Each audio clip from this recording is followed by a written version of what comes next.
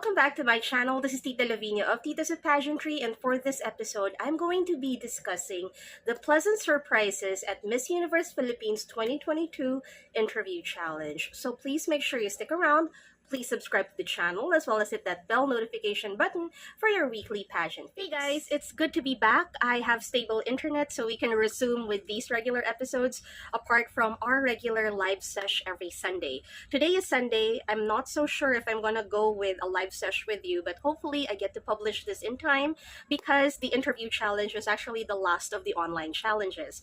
Now, I heard rumors that they will be narrowing down the girls to top 30 by April 8th. So let's see how this will go because as of yesterday, they already made an announcement as to who the KUMU representative would be. And she is, of course, Chantel Cruz, who happens to be a former PBB housemate. Now, I'm not going to even go down the route of talking about that because this episode or the source material for this episode is lengthy enough. And I don't want to use up your time because editing will be definitely bloody and I want to get down and dirty with the business. So this episode is called Pleasant Surprises because so many of these girls did so well in the interview challenge.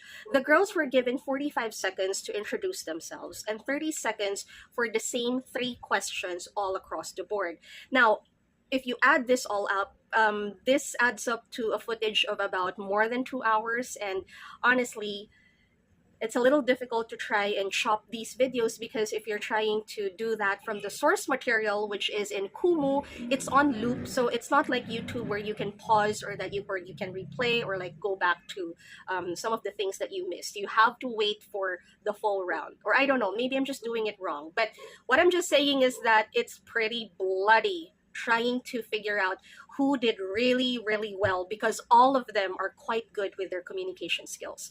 So having said this, if you are waiting for your heavy favorites, you might not see them because even if there are ladies who did well, I just did not want to give them a token spot. I didn't want to give a heavy favorite a token spot if someone who is totally unknown beat her to her performance. So this review is going to be super streamlined and it's going to be a little painful because there are some high profile names that did not even make this list. But nevertheless, I hope that I will be able to provide you with fresher choices, new names, as well as showcase new skills that you haven't encountered before from the contestants. So I have 10 ladies for you, and of course a little side comment on the others. So I'm going to be giving my 10th spot to San Juan's Danny Camcam. I believe somebody who leads our nation, number one, needs to be well educated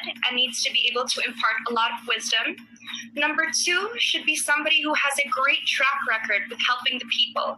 And number three, I believe that our next leader should be somebody who really does have a heart for others. Now, if you notice, I just picked one question because the ladies were given 3 identical questions and I didn't want to give everything out for you guys because that's going to be super lengthy. So what I picked for Danny was her answer for her choice for a president. And I like her delivery because number one, she does seem really happy to be in the place where she is. Number two, you can sense and you can listen to her enthusiasm. I mean, this is something that really gets plus points from me because it means that you really like what you're doing. And I know it's a little bias on my part because I was able to meet Danny for dinner some nights ago with her sister Emmanuel. And I felt that if there is a challenge that Danny should be given a recognition for, then it should be in one of the challenges, one of the speaking challenges. And since this is the last one, I felt that she really gave it her all. She was bubbly, she was happy, she was just really enthusiastic in answering questions. You could see personality oozing from the screen. And what I really like is that her voice matches her facial expressions as well as her eyes. Her voice sounded really happy and you could really see the twinkle in her eyes whenever she was be given the opportunity to speak up. Number 9 is a pleasant surprise for me. I'm going to be giving this to Malolos There's Bulacan. a lot of qualities that the highest position in the Philippines requires, but I would love to highlight two of the most important things: a strong vision for the country and sense of accountability. Filipinos deserve so much, and we're looking for someone who can step up and do things that actually work on a long-term basis. We're also looking for someone who is very much accountable for all of his or her actions, both in the present and in the past.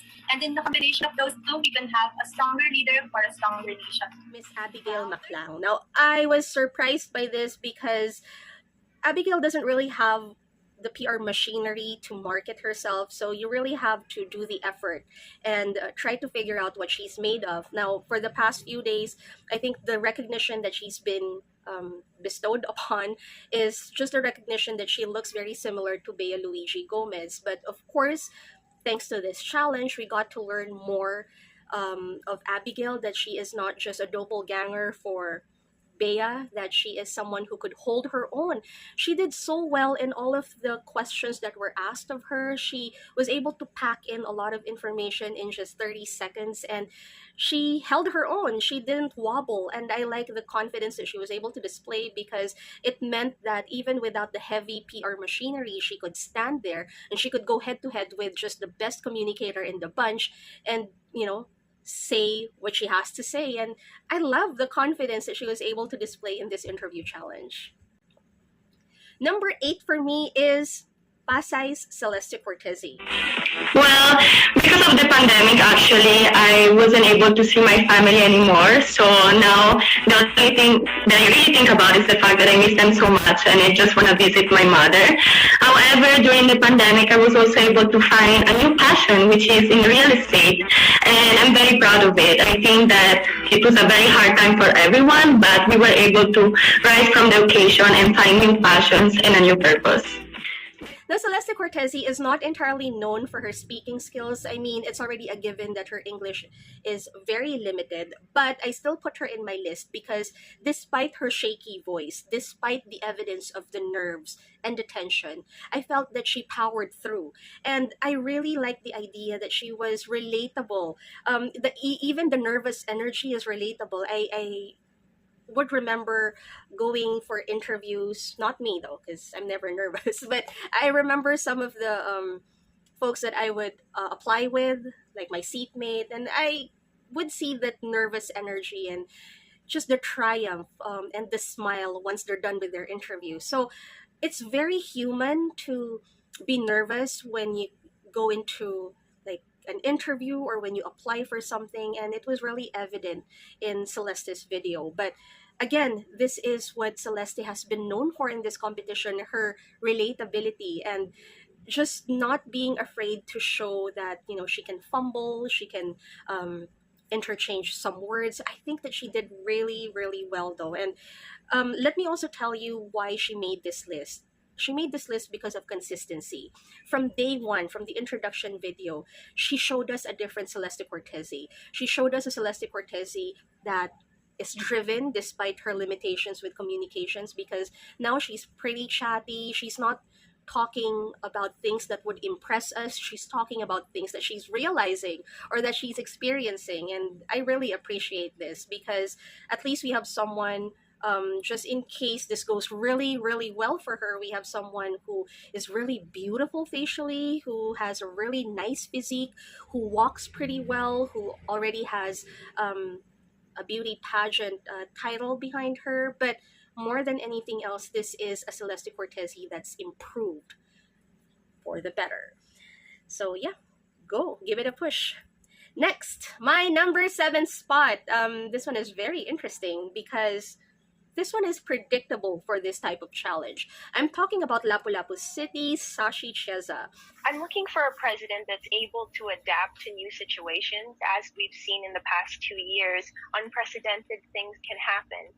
A president also should be able to create opportunities for women and make sure that all genders of our nation are well supported. Sashi Cheza's material, a lot of people have been sending us DMs about this, both from Tita sa Pageantry and my personal account. And if I just may, They're saying that if they close their eyes, they could actually hear me speaking. I don't know if this is true though, but I gravitate towards Sashi whenever she would speak because she does have that relaxed vibe, but her tone also has that very alta thing going on. Like I mentioned this before, it seems like she is presenting something for a society magazine like Tatler. Like even if it's relaxed and casual, you could feel money or I don't know, pedigree somewhere there. She reminds me of, I don't know if you remember her, Cher Calvin from back in the 90s, maybe early 2000s from It Girls.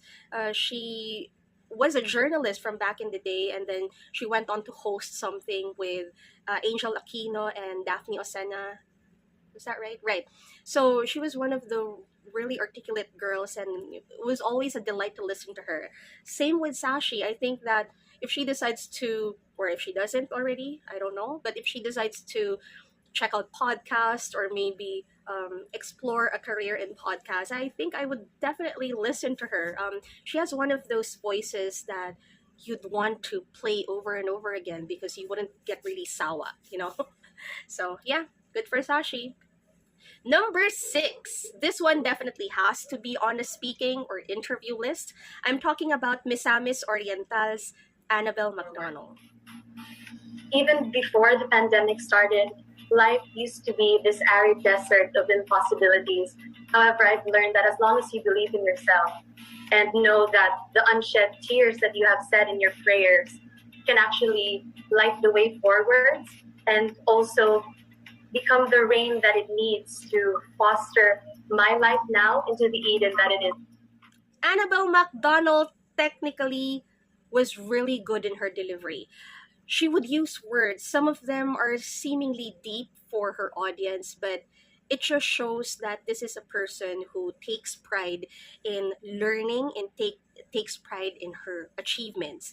However, I'm going to be a little harder on Annabelle because even if she was technically great across the board, delivery, diction, pronunciation, syntax, even if that was technically really, really good, I feel like, again, somebody should physically shake Annabelle because she seems so controlled. Even in front of the camera when she was smiling and delivering her lines, I don't know if this is exactly what she was feeling.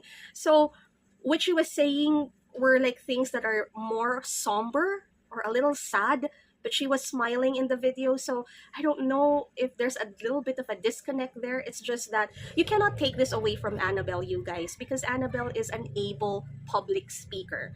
She definitely has to be on this list. It's just that I feel like Annabelle and her team should help her loosen up a little bit, just shake her a little bit because she's already there. The recognition of her being an able public speaker is already part of her branding. Now we want someone aspirational, and not because of the things that she went through, but because we want to listen to you, because we want to be inspired by you, not because you say the right things. So there. Next, my number 5 slot will be given to Cebu City's Chantal Schmidt. Life for me now has been very different from what it has been before. Before the pandemic, I was deeply extroverted and reliant on other people to keep me sane. As a depressed and anxious person, I have now come to terms with what it means to be alone with your thoughts and to be comfortable with your past and your present. Now, I put Chantal here because of the clarity of her voice and the clarity of her delivery. You know how it is when you read comments in the field of music, whenever they would comment about Lea Salonga having the clearest diction whenever she would sing, or how Julie Andrews, the singer, Broadway star, actress, and narrator of Bridgerton, is known for the clarity of her voice. This is how I feel about Chantal. She could talk to me about anything, but I would just focus on the clarity of her pronunciation. And of course, it helps if they have great audio in the videos that they submitted. But with Chantal, I think it really, really worked because she is getting recognition for her communication skills apart from being part of Team Cebu and having those really long legs. But I like that whenever she would speak, it's directional and you don't have to second guess what you're hearing because of the clarity. Next, we are now on my number 4. And this is going to Albay's Julia Sobier. Albay is known for its perfectly shaped Mayon volcano. Mayon volcano is a symbol of power and a symbol of something that is dangerously beautiful. And I would love to invite everyone to come and see Mayon volcano. I think that she's a symbol of what every Filipina is, because she's beautiful, but inside she has a deep reservoir of power. Of course, Julia Sobier is considered one of the heavy favorites in this competition. And I think most of you will say, well, Tita, what about the others that you didn't include? They're heavy favorites as well. Well, the reason why I have Julia Sobier here is because she continues to dazzle me with her speaking abilities. Now, again, speaking ability for me is not being just flawless in English, you guys. When I say speaking ability, I recognize someone who has a love for words, who is poetic and eloquent. And I will be putting her in the firm 4th spot because her voice is buttery. And the way that she delivers her lines, it means that she picks her words carefully. But she delivers them in an effortless manner. It's very sexy as well. But I think my favorite part was the part that I showed you, the part where she compared the Filipina to Mount Mayon. And, it took me a while to realize that that is actually quite true. Filipinas, or the way that I have interacted with, strong Filipinas, especially also with my family, is that, some of these women can be timid and quiet, but they're driven and there's like fire inside of them. And I definitely recognize this. So kudos to Julia for bringing this up, because this is something that I've never really heard before, to be compared to a volcano, because I think that's pretty true for a lot of Filipinas, for a lot of women as well. Number 3 for me, I will be giving this one to an out-of-the-box candidate, and she is, of course, Davao del Norte's John Nietzsche Orsenia. The qualities that I look for in a president are, first, compassion, second, a listening ear, and third, a very good decisive mind. Because with compassion, they are able to think of solutions for problems that are good for the people. Second, they really need to listen to the needs of the people in order to rule well. And lastly, they have to be very good decision makers so that they wouldn't be swayed by other people's opinions. Now, Jean Nietzsche, I encountered her very, very early on when I was checking the KUMU application. Jean Nietzsche Orsenia, I feel like this is her comfort zone. This is second nature to her. Her love for words is also very evident. She knows how to pick powerful words and mix them into powerful statements as well. And she doesn't sound aggressive, but she sounds like she has sense and that you can't cross her because she most likely did her research, that sort of thing. Number 2 for me, very interesting, because I debated whether she'd be on my number 1 or number 2 spot, but I settled for number 2 only because this is already expected of her. I'm talking about Iloilo Province's Vanessa Caro. Now, hi, I'm Vanessa Caro, 25, from Iloilo Province. I was born in Honolulu, Hawaii. It was where I found my passion for Polynesian dancing. I pursued my master's degree and professional career abroad, yet I long to be back to the place I love the most, Iloilo. While I can speak 4 different languages and am of 4 different ethnicities, I consider myself 100% Filipino who loves sinigang and embodies the silent strength of the Ilonggo woman. Like many Filipinos, I come from a tight-knit family. I'm the youngest of 9 siblings, and I've lived in the Philippines for over 15 years. So while I have a multicultural background, I am every bit a Pinay at heart. Vanessa Caro, even without getting to really learn more about her, the team already marketed her as someone who's really good with her communication skills. Now, of course, it helps that, these are biracial girls, that they probably lived or went to school abroad. That's already a given. But I put her on my list because even with the influx of materials of her speaking, I still want to listen to her. So I still find myself wanting more. And I like the idea of getting to learn newer things about her.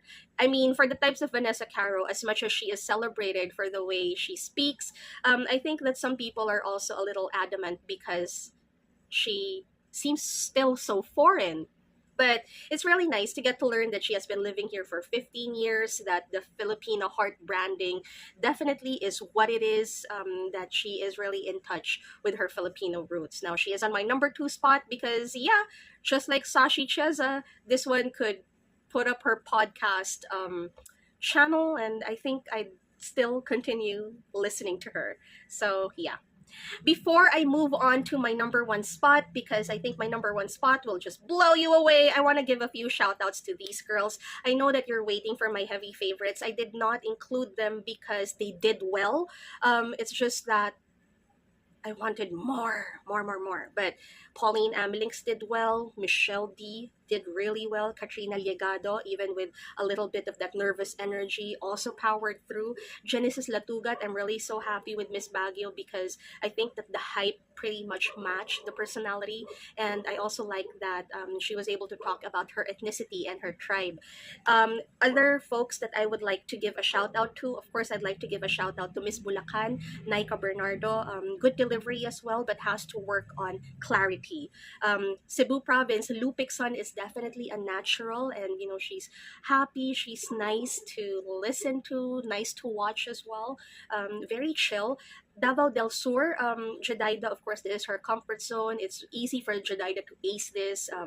Again, just like the others, this is second nature to Jedidah. She's very fond of talking.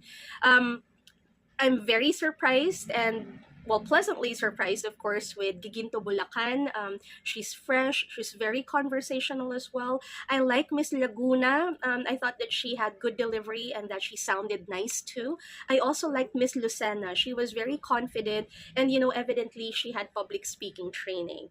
I will also note too, but maybe a little more on the negative side, I'm a little disappointed with Miss Rojas, Pupa Dadivas, because I really thought that this was a challenge that she would easily ace. We have no issues with the technical side of her speaking, like diction, syntax, subject verb agreement, pronunciation, because, you know, these are pretty easy for Pupa Dadivas. It's just that when she was answering the questions, she didn't seem like in the moment, she didn't seem like she was even interested to answer these questions. And she seemed a little sad and she seemed like she wanted to get this one done and over with. Now, this was the exact opposite of what San Pablo Laguna's Shaira Diaz displayed. First of all, she's still in hot waters because she hasn't addressed the issues that are thrown at her. The organization are, you know, still mum about what she did or what she has to speak for.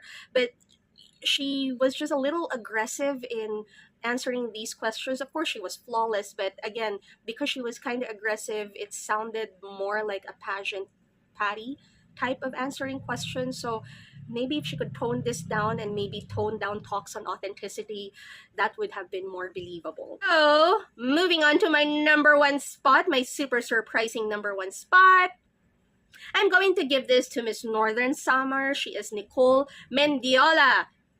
Hi, Sir Walter. Hello, everyone. I'm Nicole Suwon Mendiola, 23, representing Northern Samar. One thing you should know about me is I love numbers. I'm a finance corporate analyst and a civil engineer as well. I'm also a sports fan. I love to watch motorsports racing and basketball. And personally, I also play volleyball, Muay Thai, and boxing to de-stress. This is actually my first time joining any pageant competition, just fresh from graduating in UP Diliman last year. So yes, I'm a versatile woman embracing new experiences and new opportunities as well. So though I am new, I can definitely offer a new perspective to this and will just show you all my best self by just being me. My life now since the pandemic helped me to change my perspective. So I learned the value of relationships, valuing the people that we love, because I know that a lot has lost their loved ones. So what I'm doing now is I'm just really valuing the relationships that I have and continuing to maintain them in the best way that I can. The qualities that I look for in the president are just 3 things. First is accountability that would forward the best interests of his or her people. Second is empathy, someone that would understand what the people needs and act with kindness towards it. And lastly, competence, someone that is strategic, that can move and lead this country towards the struggle that we are now facing. A uniquely beautiful thing about my hometown is, of course, its people. The people there are warm and would welcome you anytime, anywhere, wherever you want to do. They always put a smile on your face and would always make it a point to make you happy and feel the home of the Nortejanos in Northern Samar. Now, Nicole Mendiola, let me just tell you that, she has been working really hard, as well as her team, in getting her name out there. In fact, I've been getting a lot of tags from her glam team just so we could notice her a little bit more. And of course, I've been noticing her as well. I mean, those cheekbones are definitely hard to ignore, but I haven't been really doing a lot of hyping, or I haven't been giving her a lot of digital space, because I don't know, I just had the sense that there is something about this girl that I need to recognize on my own, and not because I was tapped by someone to check her out. And I really like the idea that I locked into her because, number one, she looked professional, she sounded really pleasant, she was in control, and she was someone that just did not sound aggressive, but it seems that she's someone you want to listen more of.